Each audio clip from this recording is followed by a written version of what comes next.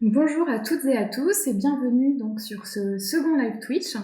Donc lors de la table ronde précédente, nous avons abordé le thème des missions spatiales et notamment le retour des échantillons extraterrestres. Et pour aujourd'hui, donc nous vous proposons pour cette session de revenir sur Terre, mais pas n'importe où sur Terre. Nous allons cette fois-ci explorer les fonds marins de notre planète et notamment la biodiversité qu'ils abritent. Donc aujourd'hui, nous sommes donc réunis autour de cette table pour discuter autour des extrémophiles. Donc ce sont ces organismes qui se développent dans des conditions extrêmes, qui peuplent notamment les fonds marins, et nous discuterons de leur lien avec l'émergence de la vie sur Terre. Alors, pour rappel, cette table ronde est organisée dans le cadre du MOOC Notre Planète et que vous pouvez suivre en ce moment sur la plateforme FunMOOC et dont le lien est disponible dans la description de la chaîne. C'est une formation en ligne gratuite qui permet d'acquérir des connaissances sur l'histoire géologique de notre planète, donc la Terre, et elle s'adresse à toute personne non spécialiste, mais quand même intéressée par le sujet. Elle est donc parfaitement adaptée à tous les niveaux.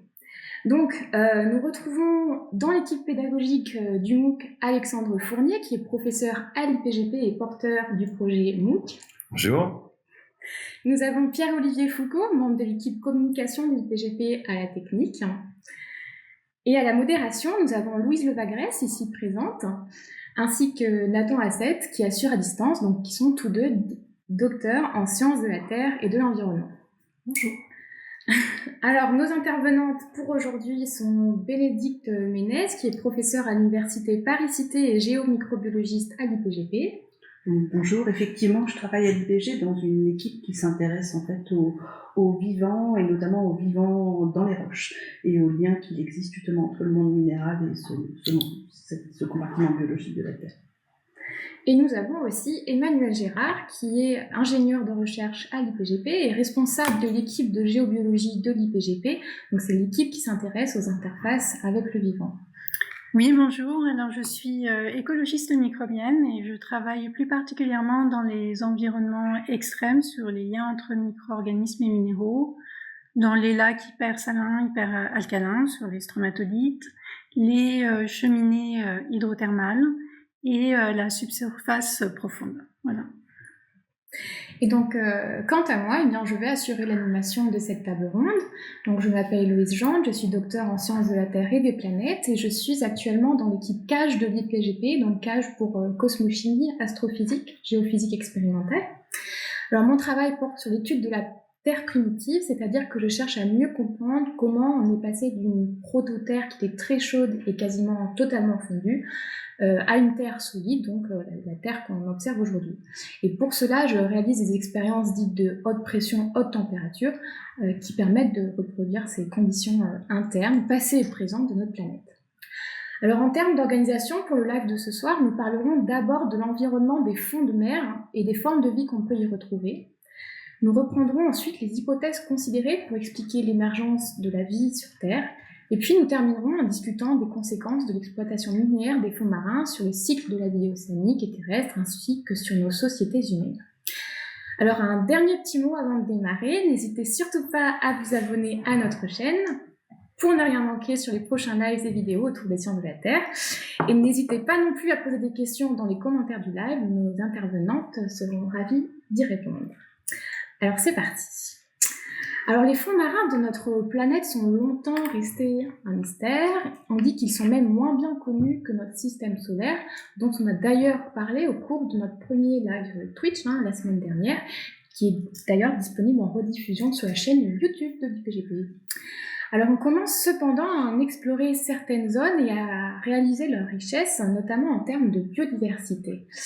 Mais finalement, depuis quand sait-on qu'on a de la vie sous-marine ? Alors, ça date de 1977, très exactement. C'est une découverte qui a été un peu fortuite, au hasard. Donc, c'était une exploration au niveau de la dorsale des Galapagos, où deux océanographes, Jack Corliss et Jerry Van Andel, sont descendus avec Jack Donnelly, qui conduisait le petit submersible Alvin, à 2600 mètres de profondeur. Et grand étonnement, tout d'abord, sur les roches basaltiques toutes noires, ils ont observé un dallage blanc qui s'est avéré être des palourdes géantes de 30 cm. Et en suivant ces palourdes, ils sont arrivés, et c'est là qu'ils ont découvert une cheminée hydrothermale qu'on appelle aussi fumeur noir, où la vie foisonnait, avec des vers de plus de 2 mètres de longueur, rouges et blancs, des crabes, des poulpes, des crevettes, tout un écosystème qui était jusqu'alors complètement inconnu et qui remettait en cause toutes les théories sur l'émergence de la vie sur Terre. Mais pourquoi finalement au niveau de ces cheminées hydrothermales, hein, c'est comme ça que vous avez appelé, hein, Oui. qu'est-ce qui fait en fait que ces cheminées hydrothermales sont des environnements qui sont propices au développement de la vie? Mais en fait, les cheminées, elles sont indissociables de ce qu'on appelle les dorsales océaniques. C'est des frontières de plaques dans lesquelles, en fait, on a les transferts de chaleur et de matière qui sont les plus importants au niveau du globe. Et donc, du coup, on a à cet endroit-là la nouvelle côte océanique qui se forme, une grande activité magmatique dans certaines zones. Et donc là, sur le plancher océanique, on a la nouvelle croûte qui se forme, qui se craquelle. Et comme on est en train de former de la nouvelle croûte, tout ça diverge. C'est le tapis de la tectonique des plaques. Et donc, du coup, l'eau va s'infiltrer par les fractures. Et progressivement, quand elle s'enfonce, elle se réchauffe. Parce qu'en dessous, il y a une chambre magmatique qui alimente toute cette tectonique des plaques. Et donc, en se réchauffant, l'eau va circuler dans les roches, s'équilibrer petit à petit en métaux, se charger en espèces qu'on va dire réduites, qui viennent plus des profondeurs de la Terre, en gaz magmatique. Et donc, tout ça va ressurgir au niveau justement du plancher océanique et former, puisqu'il va arriver dans l'eau de mer très oxygénée, former ces cheminées qui vont précipiter en fait parce que le fluide profond arrive, est en déséquilibre et donc du coup forme tous ces minéraux. Et donc on a ces édifices. Et donc la rencontre aussi dans cet endroit-là, justement, de deux chimies très très particulières, celle de l'intérieur de la Terre et celle des océans, l'une étant plus oxygénée parce qu'on est en contact avec l'atmosphère et l'autre étant plus réduite parce qu'elle est en contact avec tous ces minéraux qui forment le manteau.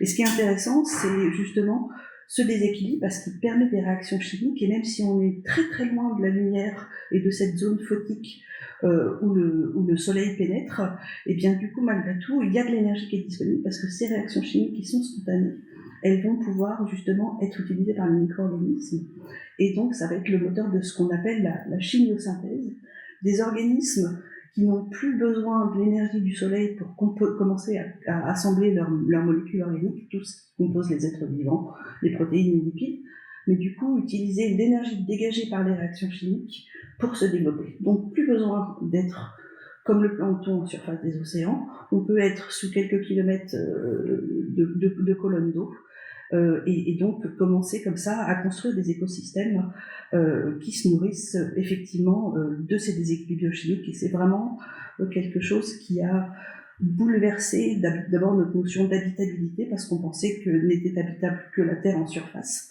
là où on pouvait respirer de l'oxygène, là où les organismes pouvaient nous donner de la matière organique. Et donc du coup on a vraiment les bons environnements avec malgré tout des subtilités le long des dorsales puisque en fait toutes les dorsales ne vont pas à la même vitesse, ne créent pas de la nouvelle croûte à la même vitesse et donc du coup on va avoir des variabilités le long de ces systèmes de nature de roche et donc de nature de systèmes hydrothermaux avec des gaz variables qui sont émis et donc tout ça va modeler des écosystèmes un peu particuliers qui vont diverger selon là où on se trouve le long de la dorsale. Et vous avez employé le terme chimiosynthèse. Peut-être que Emmanuel peut enchaîner là-dessus. En fait, pourquoi finalement cette chimiosynthèse est-elle si importante à la vie ? Oui, alors voilà, chimiosynthèse, ça veut dire que les micro-organismes, contrairement à ce qui se passe à la surface de la Terre, où les producteurs primaires sont des organismes photosynthétiques qui utilisent l'énergie lumineuse pour produire de la matière organique, donc les plantes, qui sont les producteurs primaires. Eh bien ici, les producteurs primaires, ça va être des micro-organismes qui vont utiliser les composés chimiques comme l'hydrogène sulfuré et le CO2. Donc l'hydrogène sulfuré ou le dihydrogène comme source d'énergie et le CO2 comme source de carbone. Et donc, totalement en absence de lumière et de photosynthèse. Et donc, c'est ça qui est nouveau par rapport à ce qu'on connaissait à la surface de la Terre. Ces micro-organismes utilisent également les composés soufrés dans ces cheminées. Et comme l'a dit Bénédicte, il y a différents types de fumeurs, car au début des années 2000, un nouveau type de cheminée hydrothermale ou fumeur a été détecté, qu'on appelle les fumeurs alcalins. Alors si dans les premiers fumeurs, effectivement, on retrouve des micro-organismes à la base des chaînes trophiques qui sont des micro-organismes hyperthermophiles, thermophiles, voire hyperthermophiles, c'est-à-dire qui se développent aux alentours de 100 degrés. Dans ces fumeurs alcalins, on a une température beaucoup plus modérée. On est toujours à 2000 mètres de profondeur le long des dorsales océaniques. On a un environnement alcalin, c'est-à-dire avec un pH élevé au-dessus de 10. Et on a des micro-organismes qui vont consommer également l'hydrogène comme source d'énergie, qui utilisent l'hydrogène comme source d'énergie, mais également le méthane qui est produit dans ces environnements, et éventuellement des composés organiques divers et variés qui sont formés aussi dans ce contexte. Et on voit aussi bien que c'est ce qu'on a des fumeurs noirs qui ont été découverts en 1977 et ces fumeurs alcalins qui ont été découverts plus tardivement. Ce sont deux systèmes en fait qui sont des fenêtres ouvertes sur ce qui peut se passer plus en profondeur, parce que ce que l'on sait maintenant depuis le début des années 2000, c'est que la vie n'est pas limitée à ces oasis de vie qui sont des fenêtres sur la vie en subsurface, mais que la vie peut se développer dans certains contextes jusqu'à plusieurs kilomètres de profondeur dans la croûte terrestre. Donc, c'est-à-dire qu'on aurait de la vie sur le fond marin, au niveau des dorsales océaniques, mais là, vous êtes maintenant en train de nous dire qu'on pourrait aussi avoir de la vie encore plus en profondeur. Tout à fait, oui. Mais alors, comment est-ce possible? Ça me paraît... En fait, il faut imaginer que cet hydrothermalisme, il n'est pas localisé au niveau de la cheminée. C'est pas des eaux qui ressurgissent sur le plancher océanique, sur le fond des océans, et qui se mélangent à l'eau de mer. Le seul moteur pour animer justement cette chimiosynthèse, cette vie sans lumière. Et en fait, à l'échelle d'une dorsale océanique ou même d'une zone de subduction, les circulations fluides, elles sont beaucoup plus profondes. Ça s'enracine jusqu'à plusieurs kilomètres de profondeur, et donc du coup, on peut mobiliser et activer justement des interactions entre les roches et l'eau qui y circule, créer ces déséquilibres, justement générer les conditions qui sont favorables à ces réactions chimiques que les organismes vont pouvoir, desquelles elles vont pouvoir tirer leur énergie. Et donc du coup, c'est vrai que ça a été un grand tournant dans la microbiologie des environnements extrêmes que de considérer notre terre interne comme quelque chose d'habité, et c'est d'ailleurs là qu'on trouve la majorité des micro-organismes sur Terre. C'est pas sur la peau, c'est pas dans les lacs, c'est pas dans les rivières, c'est pas dans les sols, c'est dans les roches. Et donc ça change beaucoup l'idée d'habitabilité, et il faut comprendre effectivement quels peuvent être les moteurs et comment ces écosystèmes peuvent vivre complètement isolés de la surface. Et notamment Emmanuel a beaucoup parlé de cette notion d'hydrogène, qui est en fait un des plats favoris des micro-organismes, parce que l'hydrogène, ça se dissocie très facilement, ça donne 2 protons, 2 électrons, et en fait, l'organisme commence à faire son métabolisme, à tirer son énergie en utilisant cet électron. Et donc de l'hydrogène, on peut en former quand de l'eau circule dans une roche océanique qui est très riche en fer. L'eau est transformée en hydrogène, le fer de la roche est oxydé par la même occasion, et donc on connaît maintenant, on recense plein de processus pour créer naturellement cet hydrogène et soutenir ces écosystèmes. Et puis en plus, on a toute notre dynamique volcanique qui aussi permet à la Terre de dégazer, donc aussi de fournir ce méthane naturellement, cet hydrogène naturellement, ce carbone. Et donc du coup, on a vraiment étendu notre notion d'habitabilité et notre idée que la vie n'était pas limitée aux environnements oxygénés, aux températures modérées. Et petit à petit, ces dernières décennies, on a vu vraiment être repoussées les limites du vivant. On sait maintenant qu'on a de la vie jusqu'à 120 degrés. qu'il faut un peu d'eau, toujours, puisque toutes les réactions chimiques qu'on fait dans un être vivant se font en présence d'eau. Qu'on peut le faire à des pressions de plusieurs gigapascales, qu'on peut le faire dans des conditions de pH allant de 0 jusqu'à 11. Et donc, du coup, c'est vrai que toute cette vie en subsurface a permis de concevoir des écosystèmes complètement indépendants, qui n'avaient plus besoin de la matière organique qui était générée en surface.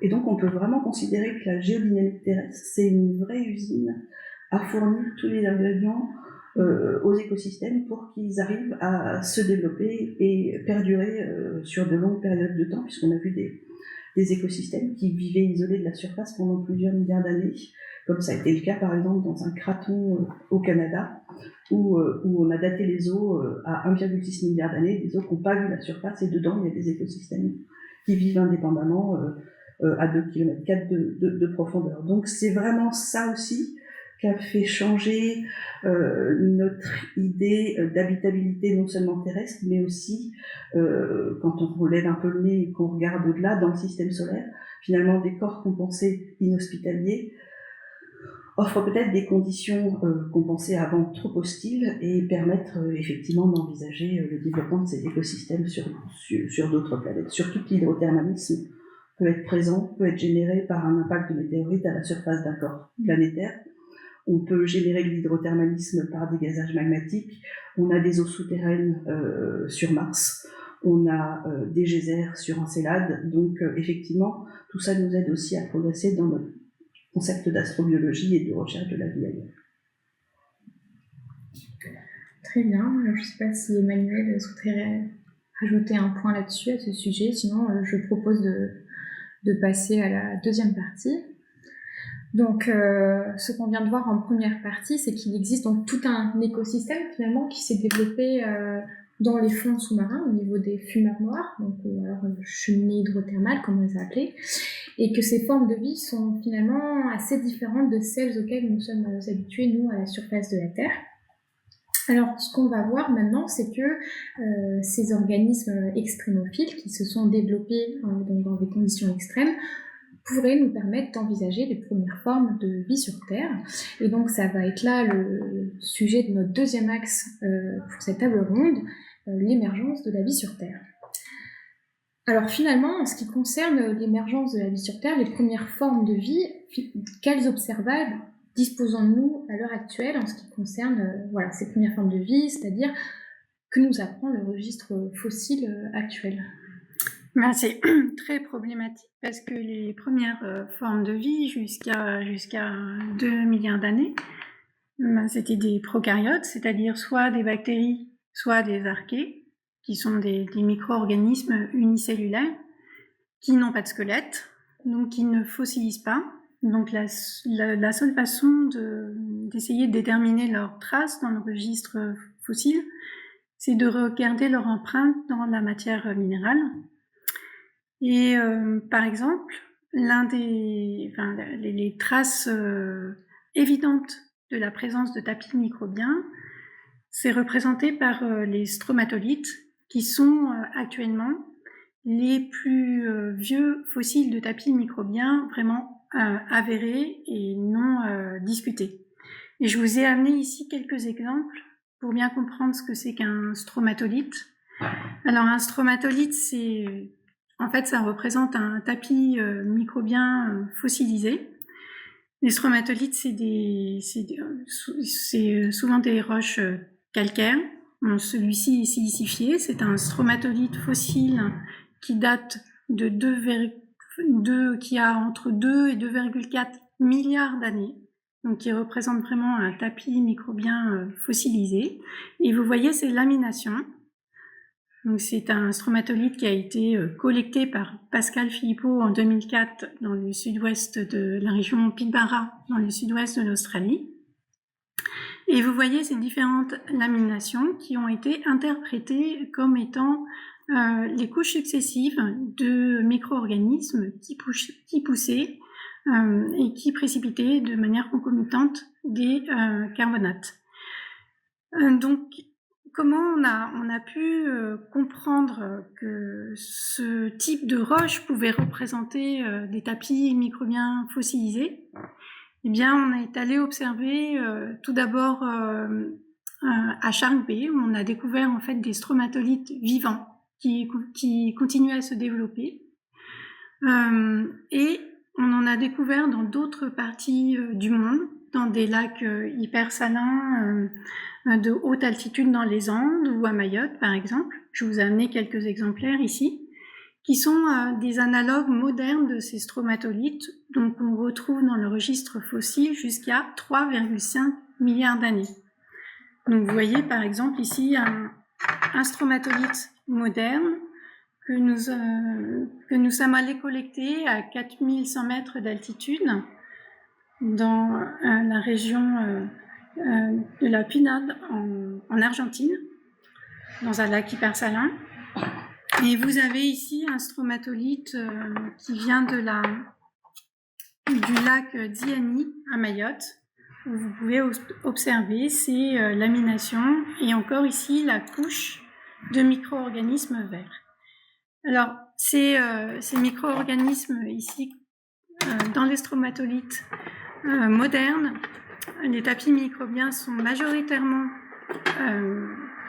composés de cyanobactéries, qui sont des bactéries qui utilisent l'énergie lumineuse pour produire de la matière organique, donc qui font de la photosynthèse, et qui produisent de l'oxygène. Le problème, c'est que dans les temps précambriens, avant 2,4 milliards d'années, il y avait peu ou pas d'oxygène.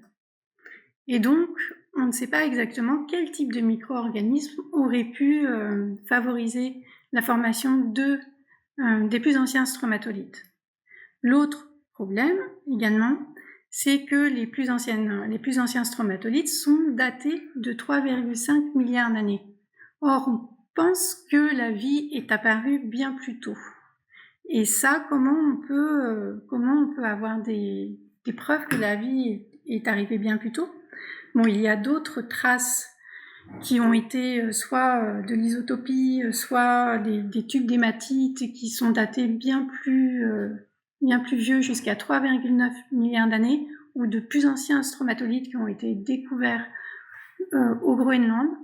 Mais c'est très controversé encore, on n'est vraiment pas sûr que ça corresponde à des traces de micro-organismes. Alors une autre méthode pour déterminer la date d'apparition de la vie sur Terre, c'est d'utiliser des méthodes moléculaires. Alors là, on va regarder en fait, comparer la composition, le génome de tous les organismes vivants sur Terre. Et quand on fait ça, on peut les placer dans un arbre phylogénétique, comme celui-ci, qui est un peu comme un arbre généalogique, où on voit la parenté entre tous les organismes vivants. Nous sommes placés dans les eucaryotes, évidemment, au niveau des animaux, sur une des branches. Et vous voyez là les 3 grands domaines du vivant, bactéries, archées, eucaryotes. Et si on compare le génome de tous ces micro-organismes, eh bien on peut essayer de regarder quels gènes, quelles fonctions sont conservées, c'est l'ensemble des archées et des bactéries, pour savoir quels gènes étaient présents dans l'ancêtre commun, appelé LUCA. Pour Last Universal Common Ancestor, évidemment c'est une référence à Lucie, mais pour l'ensemble des organismes. Et donc, en comparant ces génomes, on arrive à un génome minimum, consensus, chez LUCA. Et donc, chez LUCA, on s'aperçoit que cet organisme vivait probablement en absence d'oxygène, consommait de l'hydrogène et peut-être produisait de l'acétate et était capable de fixer soit le CO2, soit de consommer des molécules organiques. Et on peut constater aussi que cet organisme probablement vivait déjà au sein d'une communauté microbienne dont on ne connaît pas des membres qui ont des micro-organismes qui n'existent plus actuellement, dont on ne connaît pas les descendants. Et en calant cet arbre du vivant avec les traces fossiles, avec le registre fossile, on peut essayer également de donner une date à l'apparition de ce dernier ancêtre commun. Et on donne une date à plus de 4 milliards d'années, 4,2 milliards d'années environ. Mais tout ceci restant hypothétique et en débat. Donc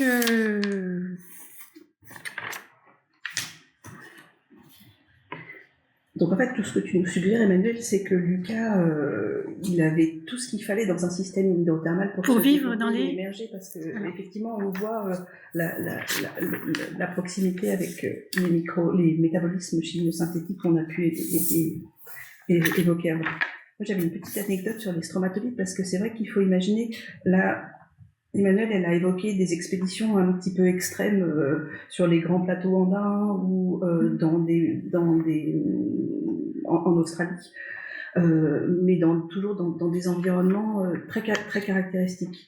À l'heure actuelle, on n'en trouve plus que dans ces environnements-là, parce qu'en fait, maintenant, il y a tellement de vie, et la vie s'est tellement diversifiée, qu'en fait, il y a trop de prédateurs pour que les stromatolites se développent. Mais il faut imaginer que dans les temps anciens, quand la vie était encore quasiment microbienne, en fait, on avait des stromatolites qui étaient beaucoup plus largement distribués à la surface de la Terre, et qu'en fait, c'était un peu vraiment le mode de prédominance pour se développer. Et il y a différents avantages, en fait, à vivre sous la forme de biofilms ou à former des concrétions minérales, parce que on voit, par exemple, dans le désert d'Atacama, qu'en fait, ces concrétions minérales, elles aident les micro-organismes à se protéger des radiations qui sont en fait délétères pour se développer en surface. Le biofilm, c'est une communauté qui permet de garder l'eau, de rester hydraté malgré des conditions un petit peu extrêmes en surface. Donc en fait, il y a des avantages. Tout n'est pas effectivement fait par la biologie dans ces structures, mais il y a quand même un rôle important du vivant dans la formation de ces minéraux, et tout simplement parce qu'en fait, en se développant, en respirant, en faisant par exemple pour les cyanobactéries de la photosynthèse, et ben le vivant change la chimie du milieu dans lequel il vit, et ça rend le milieu favorable à la précipitation des minéraux. Donc là, on a un premier lien très fort avec justement le vivant, source de minéraux, et justement c'est tous ces biominéraux qui forment les squelettes, mais aussi des choses beaucoup plus anciennes comme les stromatolites.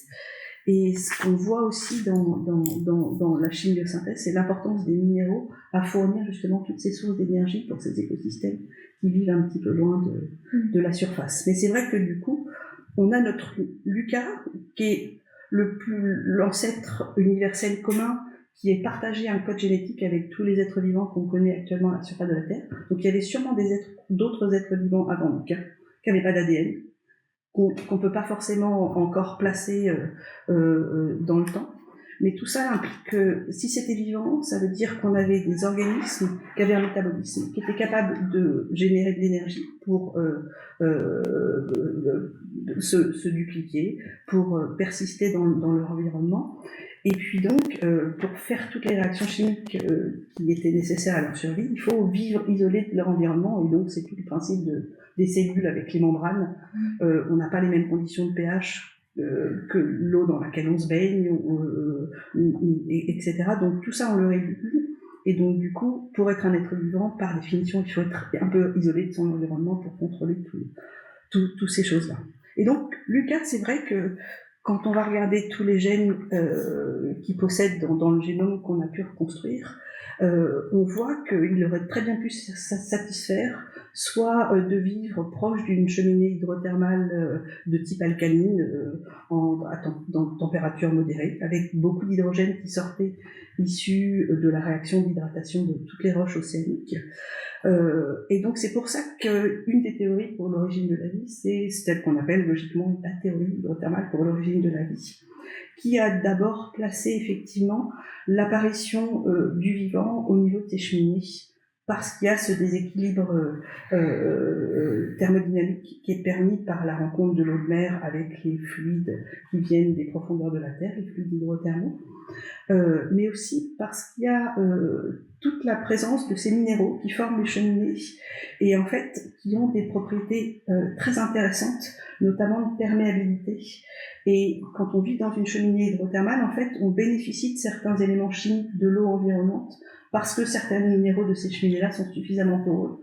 Et donc, du coup, les gens assimilent à la fois l'idée que on a tout ce qu'il faut pour avoir un métabolisme, mais aussi on a tout ce qu'il faut pour jouer le rôle d'une membrane biologique qui échange avec son environnement, qui génère des protons et toute la dynamique nécessaire à la vie de la cellule. Donc il y a ce lien très fort avec le monde minéral qui est dans cette théorie hydrothermale pour l'origine de la vie. Et puis certains ont envie de la placer aussi un peu plus en profondeur, puisqu'on a évoqué tout à l'heure l'idée que ces circulations hydrothermales, en fait, elles vont être actives dès les premiers kilomètres, à une dizaine de kilomètres de profondeur dans la croûte. Et donc, et puis les gens qui voient l'origine hydrothermale mais un peu plus en profondeur sont aussi séduits par l'idée que dans une roche, puisque maintenant on sait que les écosystèmes s'y développent, on peut être un peu à l'abri de toutes les conditions hospitalières qu'il y avait à la surface de la Terre quand la vie est apparue. Il y avait encore une grosse densité de météorites qui tombaient régulièrement, donc qui étaient capables de stériliser la surface de la Terre de manière récurrente, et ceci à plusieurs reprises. Donc dans ces temps-là, aucune molécule organique n'est capable de rester stable. Et puis il y avait surtout l'atmosphère n'était pas la même qu'actuellement, et donc on n'avait pas cette protection. Un peu comme ce qui se passe actuellement à la surface de Mars, on ne garde pas de molécules organiques parce que les rayonnements sont trop agressifs pour préserver Donc c'est vrai que là, du coup, la théorie hydrothermale, qu'elle se situe sur le plancher océanique au niveau des fumeurs ou en surface, elle a du sens parce qu'effectivement, on a la même dynamique chimique qui soutient le vivant, c'est-à-dire des réactions d'oxydoréduction qui sont la base de la chimiosynthèse qu'on a évoquée à plusieurs reprises. Et donc dans cette théorie-là, ce qui est intéressant, c'est que les gens ont commencé à observer que finalement la vie n'aurait rien inventé de vraiment très original dans ce contexte-là et aurait fait que imiter des processus géologiques qui sont présents sur Terre de manière complètement naturelle. Quand vous hydratez, quand vous produisez de l'hydrogène en faisant circuler de l'eau dans les roches du manteau, cet hydrogène, s'il rencontre du dioxyde de carbone d'origine magmatique, les volcans au dorsal, vous pouvez très bien commencer à transformer ce carbone en matière organique, en méthane notamment, ou d'autres composés organiques.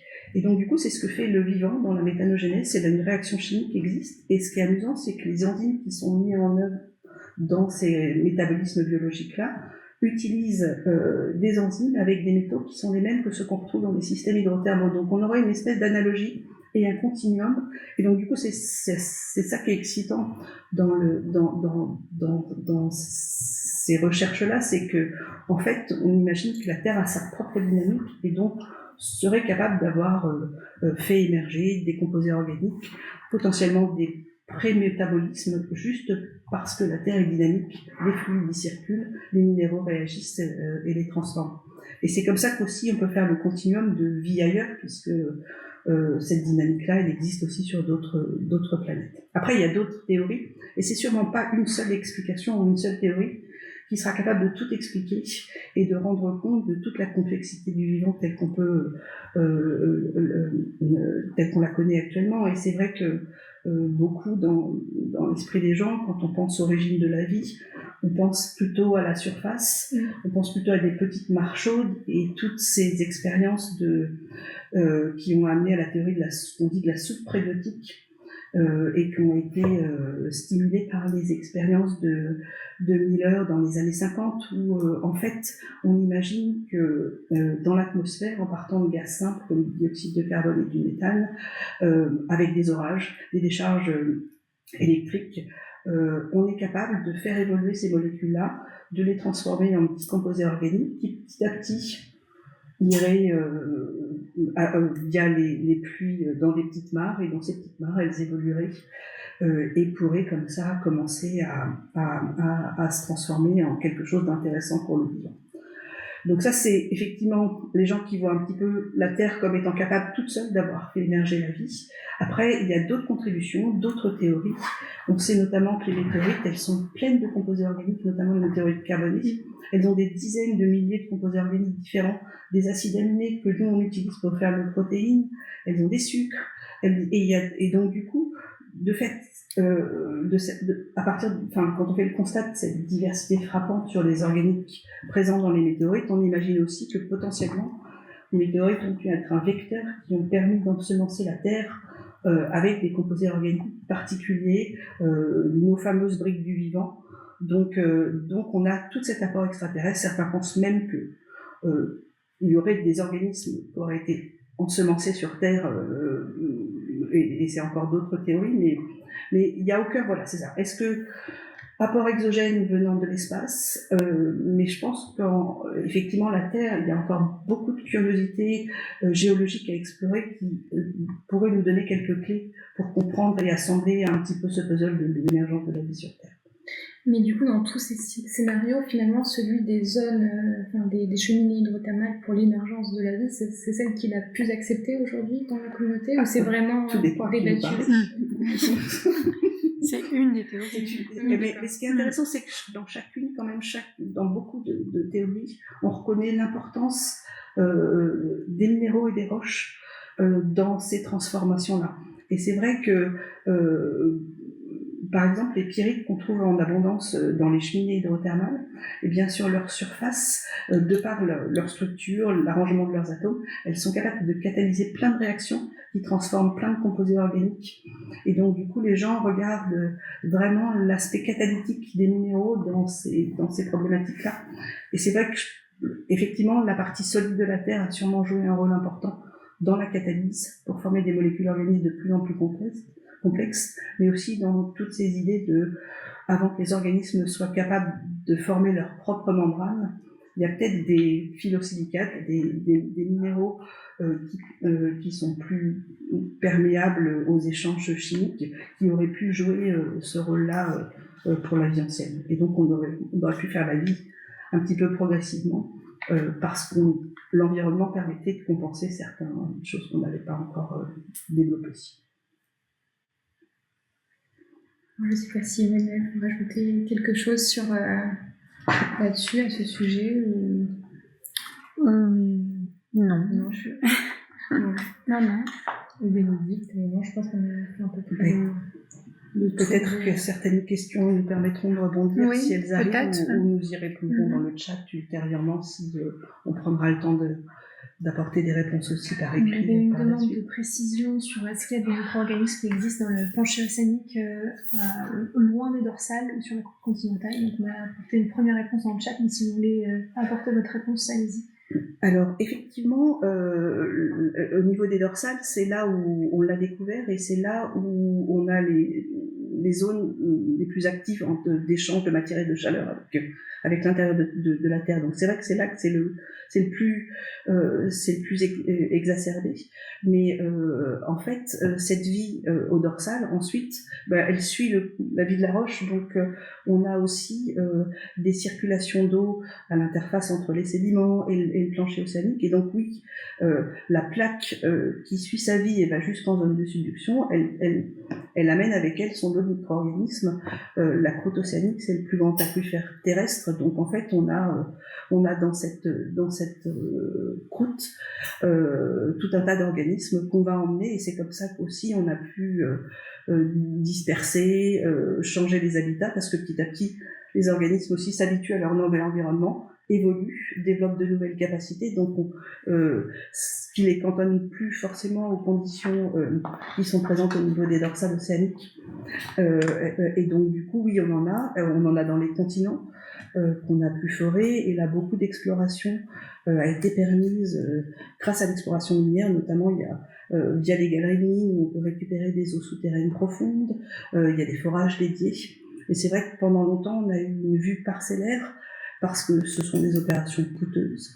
Il faut être sûr comme quand on ira explorer de la vie sur Mars, que quand on va forer la subsurface pour y prélever des échantillons, on n'amène pas nous-mêmes des échantillons de la surface avec leurs propres micro-organismes.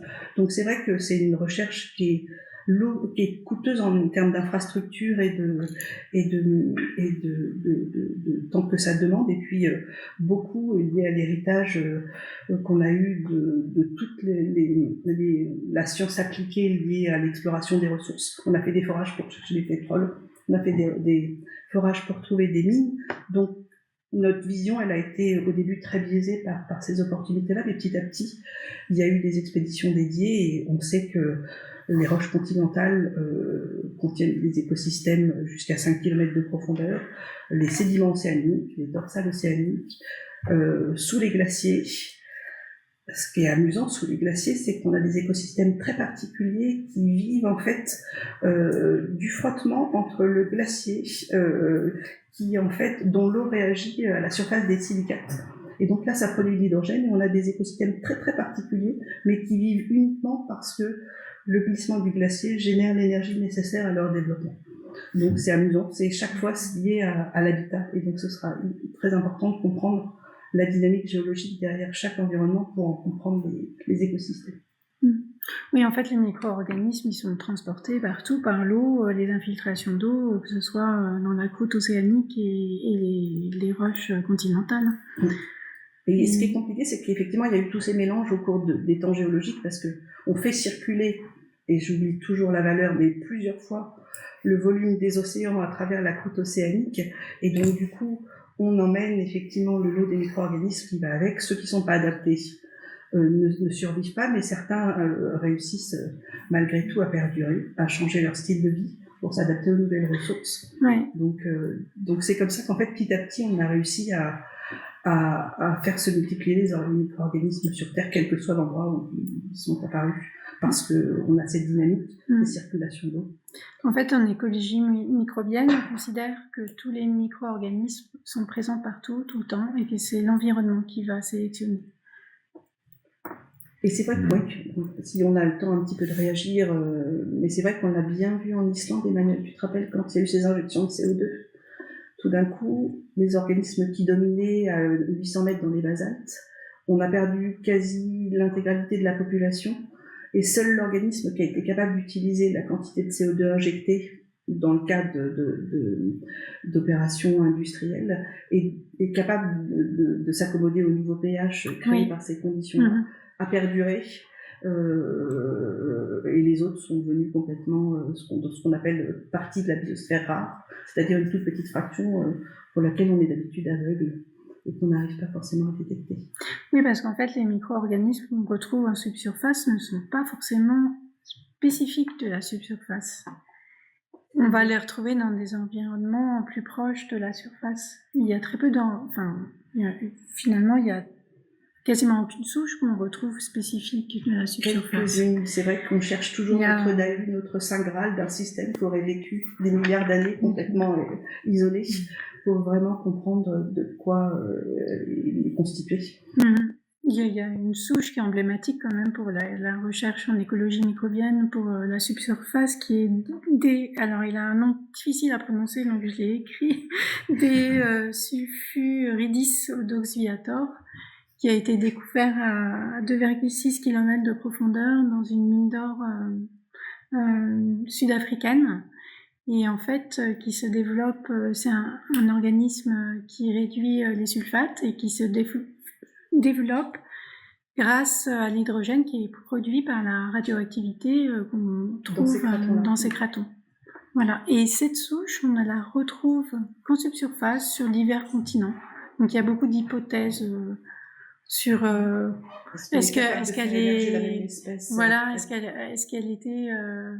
est-ce qu'elle était présente quand tous les continents étaient réunis. Comment cette souche s'est propagée d'un continent à un autre sans passer par la surface.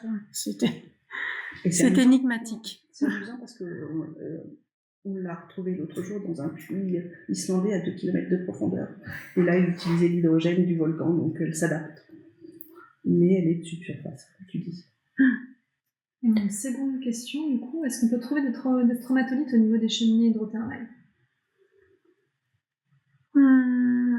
alors c'est pas vraiment ce qu'on appelle stromatolite. Effectivement, il y a on retrouve, on appellera ça plutôt des microbialites, parce que ce qui est vraiment spécifique des stromatolites, c'est l'amination qu'on voit préserver ici. Alors, dans les cheminées hydrothermales, je ne sais pas si on n'appelle pas ça des stromatolites. Non, ça serait plutôt des microbialites, des compressions minérales chargées en micro-organismes, mais pas des stromatolites. Mais c'est vrai qu'on s'est posé la question du rôle des micro-organismes dans l'édification des cheminées, oui. où on n'aurait pas forcément cette structure laminaire, etc. Mais par exemple, dans les cheminées hydrothermales de type alcaline qu'on peut trouver dans la baie de Premier en Nouvelle-Calédonie, qui sont l'équivalent un petit peu de ce qu'on trouve au niveau des dorsales océaniques, on voit que à l'instar des cyanobactéries dans certaines stromatolites, certains organismes vont favoriser la concrétion, la formation des minéraux au niveau des cheminées. Donc l'analogie, on peut peut-être la trouver quelque part par là, même si les circulations d'eau ne sont pas forcément dans le même sens, les conditions hydrodynamiques ne sont pas forcément les mêmes que dans un lac, et donc du coup, les structures formées n'ont pas forcément la même forme. Pour l'instant, c'est les seules questions que nous avons. Ça fait quelques fois que vous évoquez l'Islande. Donc vous avez un chantier là-bas où vous faites des recherches Alors, on y allait à plusieurs occasions. Ouais. C'est vrai qu'actuellement, on co-dirige avec Emmanuel la thèse d'une étudiante en collaboration avec Damien Daval, qui est chercheur à Grenoble, à ICER Grenoble. Et donc, du coup, là, la problématique étudiée, c'est de comprendre, puisque maintenant, on a fait le constat qu'on avait plus de micro-organismes en subsurface, et qu'on a toujours considéré les micro-organismes comme des agents d'altération. On le voit très bien au niveau des paysages à la surface de la Terre. Et on se questionne justement sur le rôle de ces organismes de subsurface dans l'altération de la croûte. Et donc, du coup, en Islande, on va un petit peu prélever différents types de communautés dans différentes conditions physico-chimiques pour mieux comprendre, après, expérimentalement, utiliser ces communautés-là pour suivre l'altération des silicates. Mais surtout, Emmanuel, si tu veux relater notre histoire, notre histoire. Sur le site pilote d'injection du CO2 à Elishaiði, en Islande. Donc, nous avons suivi l'effet d'une injection de CO2 pour éviter de le rejeter dans l'atmosphère à la sortie de l'usine géothermique d'Elishaiði. D'abord, il y a eu une expérience d'injecter du CO2 pur dans un aquifère profond, donc une nappe d'eau profonde, un aquifère basaltique. Et donc, sur ce site, on avait plusieurs puits de forage, un puits pour injecter, puis des puits pour pouvoir collecter les eaux profondes, entre 400 et 800 mètres de profondeur, et regarder un peu la géochimie de l'eau, ainsi que les micro-organismes présents. Donc pendant plusieurs années, on a collecté les eaux avant pour regarder, on a constaté qu'il y avait des micro-organismes, plutôt des micro-organismes qui mangeaient de la matière organique d'ailleurs. Mais assez diversifiés. Oui, voilà, dans chaque puits. Et puis, à notre grande surprise, suite à l'injection de CO2, la diversité, la composition microbienne a complètement changé. Et on a eu ce qu'on appelle un bloom, donc une croissance exponentielle, comme une floraison, voilà, de micro-organismes qui consommaient le CO2 injecté, donc, et le fer issu du basalte dissous sous l'acidification, la dissolution qui était due à l'acidification due à l'injection du CO2. Et donc, ça a été en premier lieu la réaction immédiate, la communauté qui change. Un mois plus tard, à notre grande surprise, là, on a eu une augmentation d'un facteur 500 de la quantité de micro-organismes. Donc là, c'était vraiment la fête. On leur avait fourni toutes les sources d'énergie et de carbone nécessaires à leur croissance. Et donc voilà. Et donc nous, on avait juste une fenêtre pour observer, puis ça, c'est parti. Ensuite, et donc, ils ont essayé d'injecter vraiment ce qui était issu de la centrale géothermique, donc un mélange de gaz avec CO2, un petit peu d'hydrogène sulfuré et un petit peu d'hydrogène. Alors, un soupçon d'hydrogène. Alors là, ça a été le combo idéal pour la croissance des micro-organismes. Le puits d'injection s'est bouché, a été colmaté.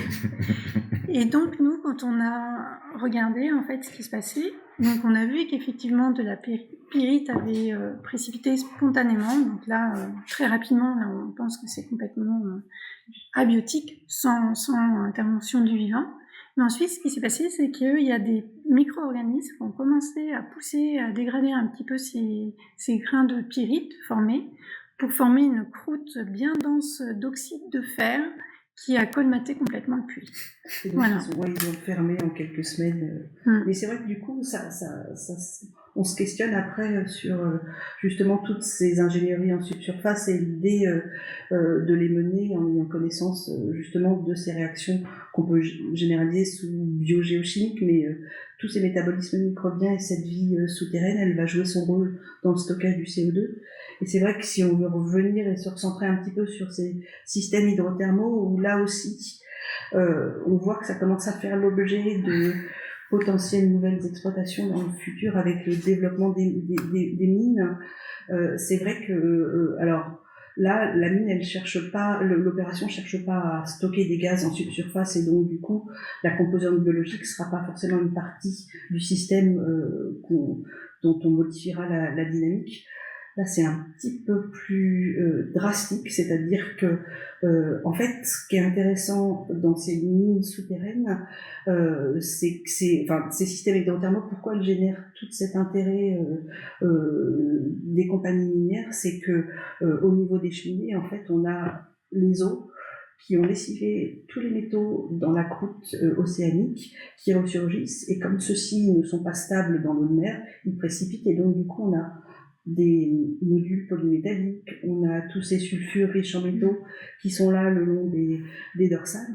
Et en fait, on a tellement été pioché dans nos réserves de métaux au niveau des continents que, en fait, cette perspective d'avoir de nouvelles ressources commence à effectivement devenir une réalité.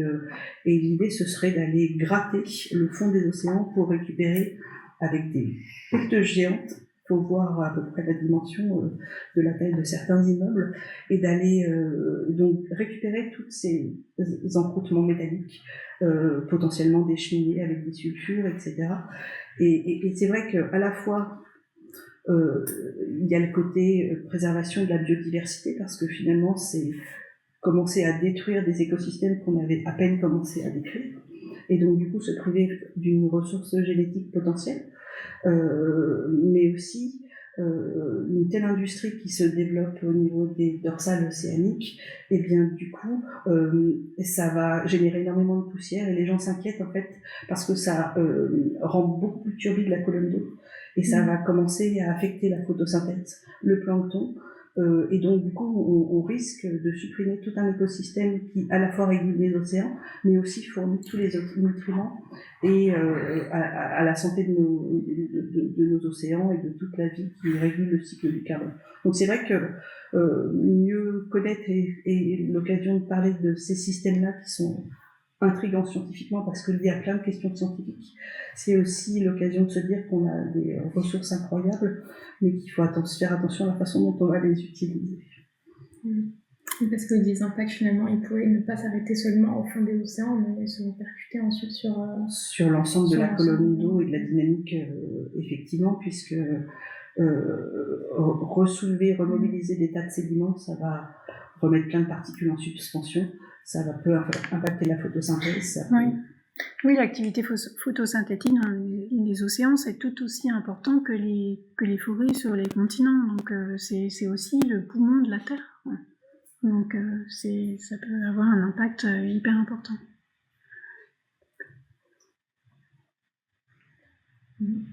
Je crois qu'on a fait à peu près le tour des différents sujets qu'on souhaitait aborder. Donc, s'il n'y a pas d'autres questions qui ont été postées, je pense qu'on peut conclure. Donc on va s'arrêter là pour aujourd'hui, je crois.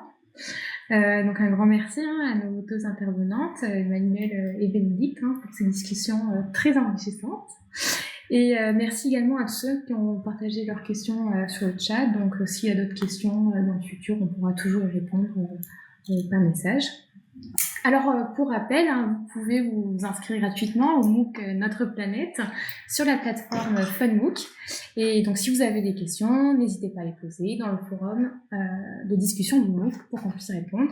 Et donc, le lien se trouve dans la bio de la chaîne.